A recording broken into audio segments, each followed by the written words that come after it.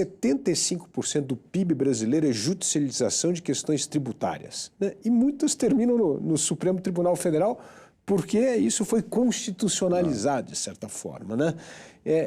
E o segundo é honrar contratos, né? Nós tivemos um encampamento da linha amarela no Rio de Janeiro que foi um escândalo. Quanto tempo demorou para esse contrato ser cumprido? Então, como é que o senhor vê essa questão da excessiva constitucionalização de temas que, no fundo, como a gente disse no texto de abertura, acaba se tornando uma espécie de terceiro turno no Supremo? Claro.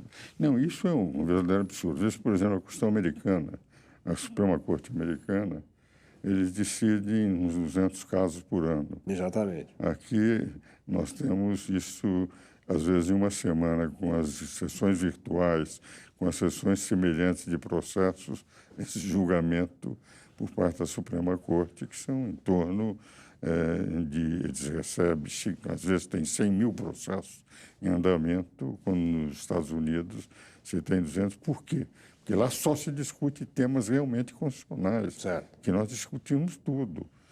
Nós fizemos de tal forma, e isso também foi uma das deficiências da Constituinte, a possibilidade de se recorrer ao Supremo quando não houver um outro recurso de uma decisão de primeira instância. Se eu brigar com o meu alfaiate, entende? Eu posso, se achar que é questão constitucional, levar ao Supremo. Agora, isso trouxe o quê? Eu reconheço que aí o problema foi da Constituinte, mas trouxe um problema sério e temos um acúmulo. Daí eles tentaram solucionar com a emenda 45, fazendo com que houvesse a possibilidade de as decisões, inclusive, monocráticas e depois, com a pandemia, as decisões virtuais. Quer dizer, na prática, se nós analisarmos as sessões virtuais, isto é, aquelas sessões que não entram em plenário, em que começa... Ninguém sabe se o ministro está decidindo ou não, se não há assessor, porque não há sustentação oral. Ou a sustentação oral, como é que se faz uma sustentação oral nesse caso, Luiz Felipe? É o seguinte, você faz a sustentação, tem que mandar um dia antes de começar a sessão. E daí nós não sabemos se eles vão assistir, se eles vão ouvir a sustentação oral, porque não há auditório, não há nada, pode ser um assessor que venha ouvir, entende? Porque aquilo passa a ser algo como corre aquela semana de decisão, as decisões monocráticas, uma decisão monocrática dada que fica 3 meses sem o plenário, a Câmara, a turma se pronunciar, é o Supremo que está falando através de um cidadão que pode vir a ter 10 outros contrários quando isso for para o plenário. Mas aquilo prevaleceu.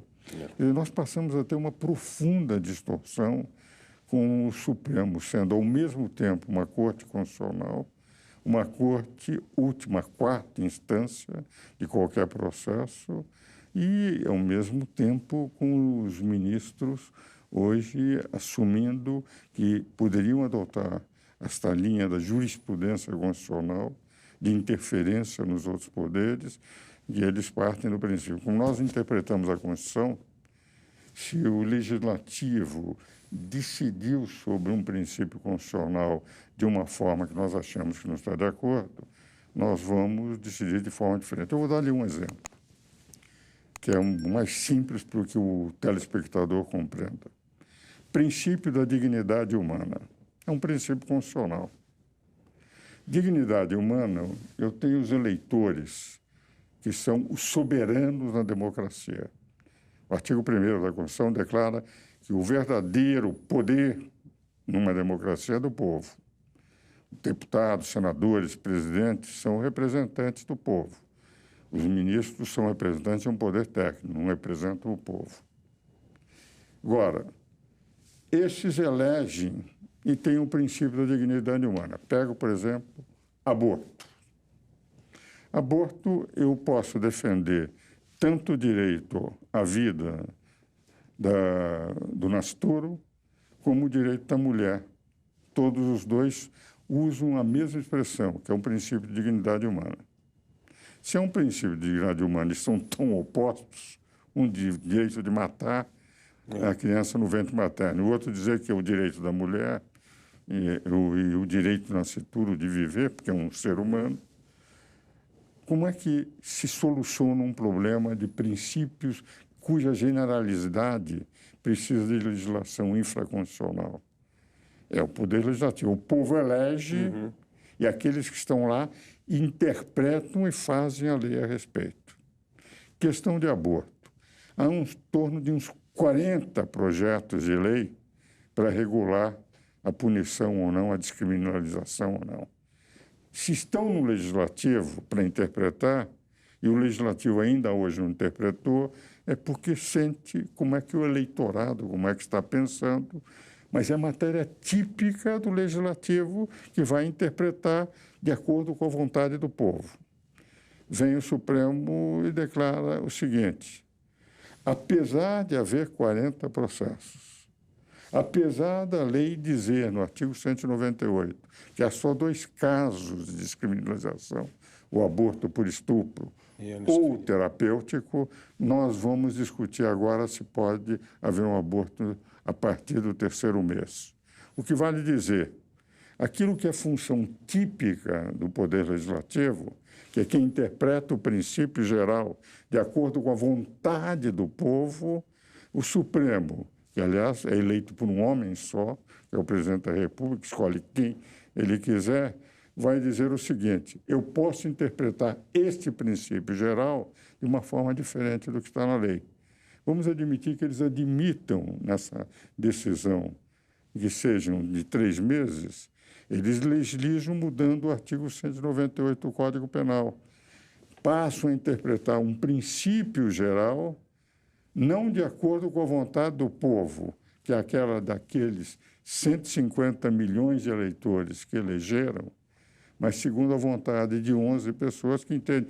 Na minha visão de jurisprudência constitucional, eu entendo que esse princípio tem que ser aplicado dessa forma. E é isso que traz insegurança jurídica, porque insegurança jurídica, o que garante, você que é também um grande economista, um grande administrador, há 2 prêmios Nobel de Economia, o Ronald Coase e o Douglas North, em que eles diziam o seguinte, que a estabilidade do desenvolvimento econômico de uma economia de mercado é a estabilidade jurídica, é a segurança jurídica. Quando não se tem segurança jurídica, eu não posso promover, não posso projetar nada. Todos os projetos econômicos de longo alcance, de longa distância, de duração, até que começam a funcionar, necessitam de estabilidade, de segurança jurídica. Quando nós temos jurisprudências que vão mudando constantemente, e no campo do direito tributário, o que nós temos? Recentemente tivemos o problema da coisa julgada, nós tivemos alterações constantes, favor, contrário. Não definimos conceitos de direito tributário, entende? Vou contar um episódio, Luiz Felipe.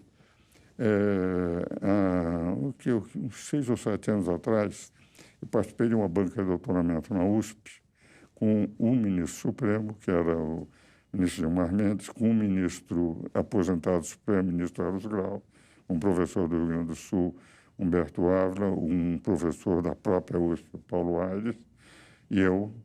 E quem estava era o Bevilacqua, que estava analisando, que tinha sido chefe de gabinete do ministro Gilmar Mendes. Qual era a tese fundamental dele? Que o Supremo não conseguiu ainda fazer uma jurisprudência de estabilidade do direito tributário. E mostrava como muitas decisões eram a favor. Posso acreditar em relação às isenções de IPI, depois não posso mais acreditar, gera ou não gera direito a crédito, quer dizer, questões que iam modificando, enfim, a própria modificação dos ministros que estavam, mostrando que nós tínhamos uma Suprema Corte que não tinha conformado uma jurisprudência ainda de estabilidade do direito tributário. Se nós analisarmos hoje, nós estamos ainda em direito tributário, por exemplo, levamos uns 20 a 30 anos para se dizer no imposto de operações relativas à circulação de mercadorias, o que era mercadoria, o que era circulação, o que era a operação. O que vale dizer, a operação física não entre as empresas, o que vale dizer, nós não temos... Agora, o que seria o papel de uma Suprema Corte, na minha visão, de modesto professor provinciano? Era de termos segurança, pegarmos determinados institutos, definir aquilo nós sabemos que deveria seguir.